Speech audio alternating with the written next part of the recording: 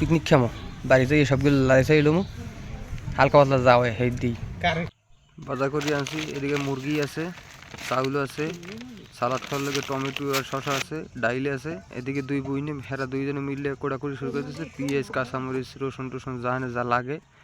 আমি এবার এদিকে চুলা করতে আসি। এদিকে বাইক নিয়ে লই লইছি হেল্পার হিসাবে। হে মাটি উড়াইতে আছে চুলার মধ্যে দিয়ে। চুলো করা প্রায় শেষের পর্যায়ে, এই যে ইঁদুর দেওয়া শেষ। এদিকে আবার আমি চুলায় আগুন জ্বালানোর কাজে ব্যস্ত আছি। এই যে পলিথিন গলাইয়া আগুন জ্বালানোর লেগে চেষ্টা। অতপর হ্যাঁ বিথে লাস্টে এই বাইল খোল দিয়ে জ্বালাইতেছি। খিচুড়ি রান্নার লাগে প্রথম পর্যায়ে যে ডাইল দিয়ে ভালো করে যে টালতে হইবে, টাইলে আবার ভিজাইতে হইবে। এটা হচ্ছে আপনার মুগ ডাইল।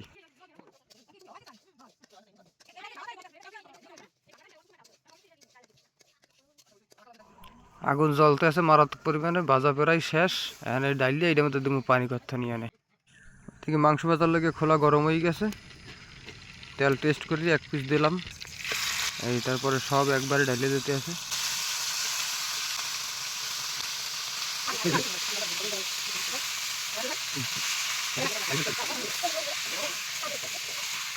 এখানে মাংস ভাজা শেষ। আস্তে আস্তে করে সবগুলো মাংস খোলা দিয়ে নামাই ফেলাইবে।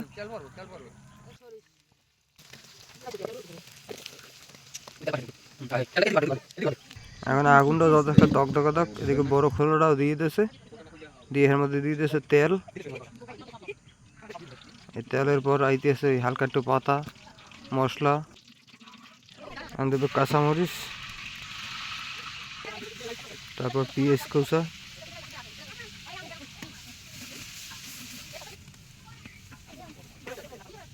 এরপর ভালো মতন করে কতক্ষণ গুন্ডাইতে হবে। পেঁয়াজ যতক্ষণ যাবত বাদামি কালার না আইবে ততক্ষণ যাবত গুন্ডাইতে হইবে। যাই হোক আরও কিছু কাঁচামরিচ দিয়ে দিলাম এর ভিতরে।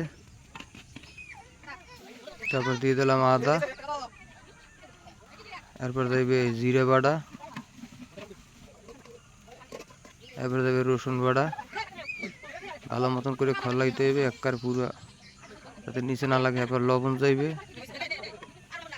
তারপর যাইবে যে কতটি হলুদ গুঁড়ো আর কি। মরিচ যাইবে অল্প সীমিত, কারণ মরিচটা বেশি দিলে স্বাদটা অন্যরকম হবে। হলুদটা বেশি দিতে হবে, কারণ হলুদটা দিলে কালার হবে ভালো। আর এটার ভিতরে যে কাঁচা চাল পড়ে গেছে তো বেশি, যার কারণে মরিচের গুঁড়োটা একটু কম দেওয়া পড়ছে। যাই হোক ভালো মতন করে কষাইতে হবে যাতে নিচে না লাগে। এবারে ডাইলগুলো যে আসলে ভাজিয়ে পানিতে ধুয়ে দিয়েছিলাম, পানি সেঁকে এই ডাইলগুলো ভিতরে দিয়ে দিতে হবে। এই এখন দিতে আছে